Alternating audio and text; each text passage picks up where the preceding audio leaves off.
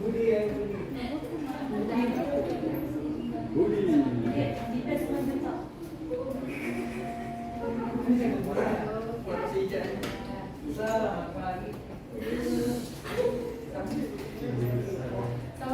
selamat pagi semuanya.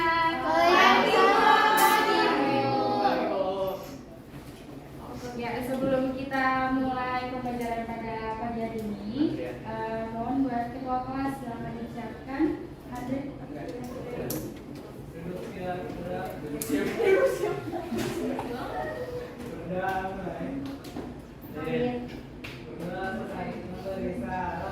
Assalamualaikum warahmatullahi wabarakatuh. Waalaikumsalam warahmatullahi wabarakatuh. Nah, sebelum kita masuk ke pembelajaran pada pagi hari ini, Ibu minta buat kalian mereview nih pembelajaran yang udah dijelasin sama Ibu pada minggu-minggu sebelumnya. Siapa yang mau mereview dan menyiapkan dan mereminder teman kalian buat menyiapkan kembali materi yang sebelumnya? Sama, boleh? Jadi minggu kemarin kita belajar tentang modernisasi. Modernisasi itu yaitu lampu perubahan sosial yang terjadi di sosial. Ya, iya kan masyarakat. Ya, terjadi pada bidang sistem sosial, ekonomi, politik dan budaya yang melalui pemanfaatan teknologi itu. Oke, modernisasi. Nah, selanjutnya kan banyak yang udah Ibu jelasin di minggu-minggu yang lalu ya kan. Masa sama doang yang mau nge-review, mungkin siapa lagi? Saya Bu, boleh ya? Selain ada modernisasi, minggu lalu ada membahas westernisasi. Westernisasi itu adalah sebuah proses di mana pola kehidupan masyarakat meniru gaya budaya barat seperti gaya berpakaian, tingkah laku, maupun budaya. Oke, makasih buat Salma dan Aulia yang udah reminder kita akan materi yang udah dijelasin minggu yang lalu. Boleh di next? Nah, di sini gua akan jelasin tentang penelitian sosial, di mana penelitian sosial ini di dalam materi ini akan menjelaskan tentang penelitian dan jenis penelitian dan juga metode dan juga rancangan penelitian sosialnya. Boleh di next? Nah, di sini apa aja sih jenis-jenis penelitian sosial itu? Yang pertama, penelitian sosial itu ditinjau dari pendekatannya. Penelitian dibagi menjadi dua, yaitu pendekatan bujur atau longitudinal. Di mana kata dari long itu, kalau udah kita tahu long itu panjang. Berarti long itu suatu pendekatan yang bersifat waktunya itu lama dan dengan subjek yang sama. Dengan pendekatan silang atau cross-sectional itu adalah suatu pendekatan yang singkat dengan subjek yang berbeda-beda. Nah, untuk yang kedua, dilihat dari bidang yang diteliti, penelitian dibedakan menjadi dua, yaitu penelitian bidang ilmu alam, di mana di bidang ilmu alam ini subjek itu manusia dan objeknya itu merupakan burung alam. Dan untuk penelitian di bidang ilmu sosial ini, subjek dan objeknya itu merupakan manusia. Boleh di next? Yang ketiga itu ditinjau dari tempatnya. Penelitian dibedakan menjadi dua, yaitu penelitian laboratorium dan juga penelitian lapangan. Penelitian laboratorium itu merupakan penelitian yang memiliki tempat khusus untuk mereka melakukan eksperimen atau percobaan tertentu. Dan penelitian lapangan ini merupakan penelitian yang sifatnya itu alamiah, teman-teman, di mana peneliti itu datang menuju tempat masalah yang ada. Jadi di sana masalah itu timbul sendiri dengan sisi alamnya itu sendiri. Yang keempat itu ditinjau dari hadirnya variabel. Peneliti dapat dibedakan menjadi dua, yaitu deskriptif dan juga eksperimen, di mana deskriptif ini variabelnya sudah diketahui baik dari masa lalu maupun masa sekarang. Dan untuk eksperimen ini variabelnya belum diketahui, bahkan itu tidak ada. Dan juga makanya kenapa disebut eksperimen ini makanya variabel ini harus dicari dan juga diteliti gitu. Boleh di next? Selanjutnya ada data adalah penelitian dapat dibedakan menjadi beberapa macam, yaitu berdasarkan cara memperolehnya, yaitu data primer dan sekunder. Yang kedua itu berdasarkan sifatnya, yaitu kuantitatif dan juga kualitatif. Yang ketiga berdasarkan sumbernya yang dari intern dan expert. Yang keenam itu terakhir ditinjau dari cara pembahasannya. Penelitian dibedakan menjadi dua, yaitu penelitian deskriptif dan penelitian diferensial. Di mana penelitian deskriptif ini merupakan penelitian yang merangkum data-data tertentu. Jadi Data-datanya itu kita kumpulkan dan kita rangkum jadi satu. Untuk penelitian inferensial ini merupakan penelitian yang menguji hipotesis tertentu untuk membuat kesimpulan. Nah, jadi perbedaannya dua itu ya teman-teman. Boleh di next. Selanjutnya ada metode penelitian. Siapa yang mau baca kira-kira? Boleh Dwi. Ya. Pertama itu ada metode statistika yang menunjukkan hubungan pengaruh kausalitas gitu. Yang kedua adalah metode eksperimen atau percobaan di mana dilakukan terhadap dua kelompok. Lalu ada metode studi kasus di mana metode ini tuh untuk meneliti kebenaran peristiwa tertentu. Yang keempat ada metode survei lapangan, di mana metode ini tuh untuk memperoleh data yang hanya ada di kehidupan secara langsung. Nah, betul banget, metode-metode penelitian ini itu sebenarnya ada banyak teman-teman, tapi ibu paparkan dalam minggu ini juga ada 4 aja ya. Nah, jadi metode statistik itu menunjukkan hubungan pengaruh kausalitas. Nah, metode eksperimen ini udah ibu jelasin tadi, kalau misalkan dilakukan pada dua kelompok. Jadi metode eksperimen ini dia belum mempunyai variabel, yaitu belum mempunyai tujuan tertentu untuk diteliti gitu. Nah, terus yang ketiga itu metode studi kasus untuk meneliti kebenaran peristiwa-peristiwa tertentu. Yang keempat itu metode survei secara lapangan untuk memperoleh data yang hanya ada di kehidupan secara langsung. Yang hanya ada di kehidupan secara langsung itu udah bersifat alamiah ya. Boleh di next.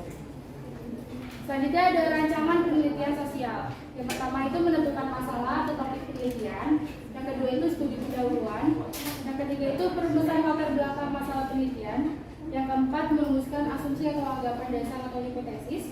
Yang kelima menentukan variabel dan sumber data. Yang keenam menentukan instrumen atau alat penelitian. Yang ketujuh mengumpulkan data penelitian. Yang kedelapan pengelolaan atau analisis dalam penelitian. Yang terakhir penyusunan laporan penelitian. Nah, di sini ada gejala sosial di lingkungan kita saat ini. Yang pertama itu ada gambar apa? Tawurannya. Ya. Itu dia terjadi kira-kira dalam hal apa? Berantem. Dia terjadi karena ada konflik antara dua kelompok ya. Ya. Nah, itu biasanya terjadi dalam lingkup remaja. Nah, untuk yang gambar yang kedua itu ada gambar apa? Kemiskinan. Yang sudah kita ketahui semenjak pandemi COVID-19 ini kemiskinan itu mulai meningkat ya, 9,8% itu di Jawa Timur dan 9,5% ada di DKI Jakarta gitu teman-teman. Nah, itu yang terakhir itu ada gambar apa? Betul. Kategori. Ya, silakan. Yang terakhir itu ada gambar pengaruh dari budaya luar ya. Jadi dia itu melakukan party time gitu untuk apa? Mereka bilangnya buat healing sementara gitu kan. Jadi bukan hanya party doang, jadi banyak banget pengaruh dari westernisasi itu. Nah, boleh di next. Nah, selanjutnya kita bakal adain question time. Nah, ibu bakal kasih lembar soal ke kalian. Jadi nanti kalau udah dijawab mohon ditukar ke kelompoknya masing-masing. Jadi misalkan kelompok 1 nanti diperiksa kelompok 2, kelompok 2 diperiksa kelompok 3 dan sebaliknya. Boleh.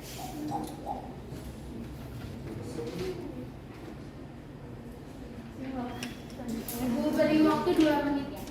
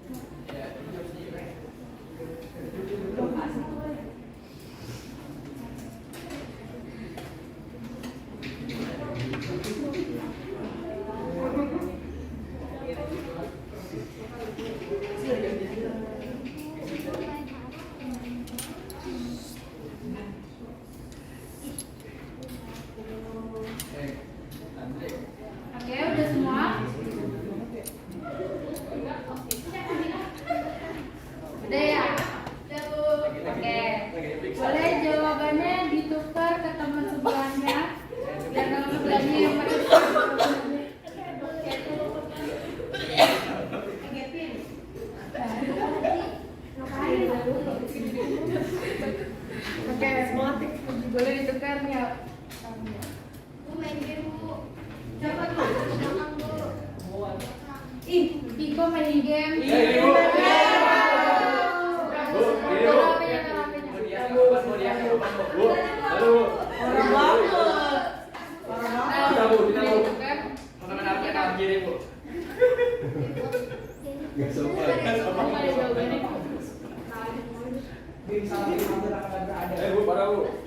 Nah, untuk jawabannya, untuk nama pemeriksanya ditulis ya.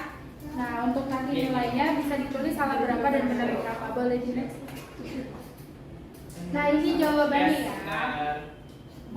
Boleh diperiksa.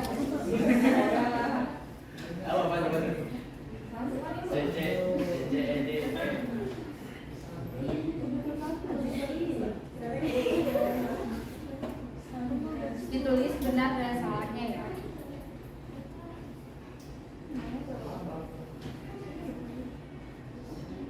Oke, sudah semua? Sudah. Baik, boleh dikumpulkan lagi.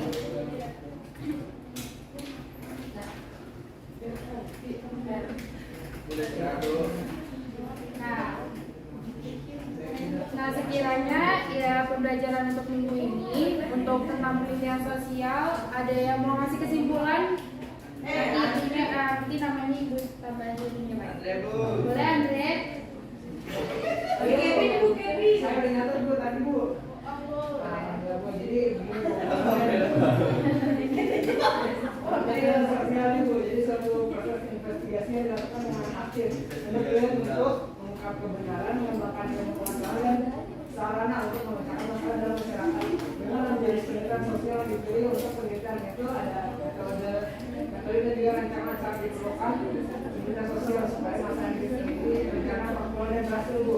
Baik, terima kasih buat Andre ketua kelas, tepuk tangan.